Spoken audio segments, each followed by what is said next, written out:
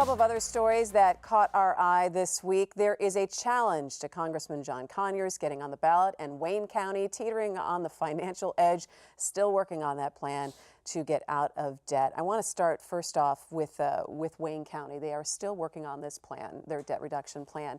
And so far the state is kind of shaking their head saying perhaps you are not on the right track. Nancy, fill me in on that. Well, what they've said is that this deficit elimination plan requires buy-in from a lot of different folks, the other elected officials in Wayne County, the unions, the Wayne County Commission, and the state has said we're not so sure everyone's on board with this. They're still working on the plan. They have till the end of June to get to submit it and to kind of get some of the sign-offs they need from the commission, from unions.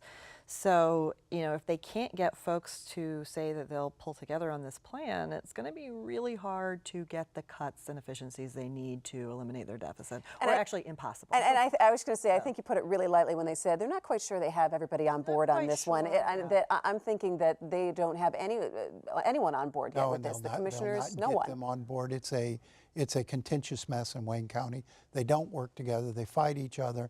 Unions aren't going to sign on. The sheriff, prosecutor, other independent elected officials aren't going to go along because they don't have to. State's going to have to figure out a way to put an emergency manager in place there without having all of these other elected officials subvert the effort. And that's the problem with emergency manager in a county.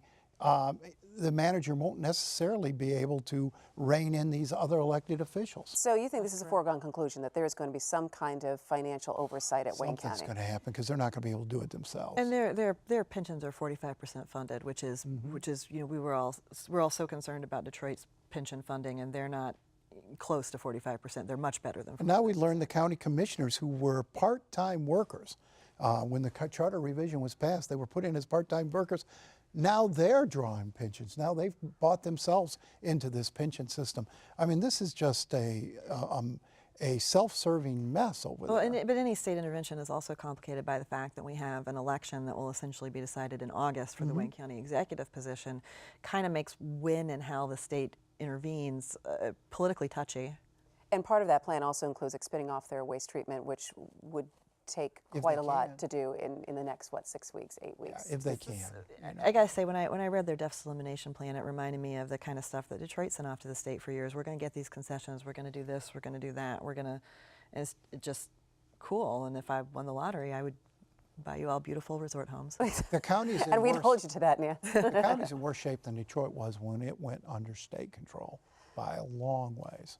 All right, and we would not have an election year without somebody being threatened to be pulled off the ballot or someone being challenged in their petition. Congressman John Conyers and his opponent, Horace Sheffield, has now challenged his petitions to even get on the ballot. And really what the challenge is the petitioners themselves, if they were registered voters. People gathering the signatures. Right. And he had two circulators, petition circulators, who were not on the qualified registered voter list on Monday night, and on Tuesday morning they were. And I think we got to get to the answer to how that happened. I mean, there's a lot of shady business going on here. All right, Nancy, you get the last word on this one tonight. Yeah, we see this happen a lot of times in the last few years of people who are really experienced politicians having problems with their petitions. It's like, guys, come on, you should. That should be the easy part. The smallest hurdle of all, and if you can't clear that one. And yet it got McCotter, it got Duggan. I mean, yeah, this is what's going on here, guys.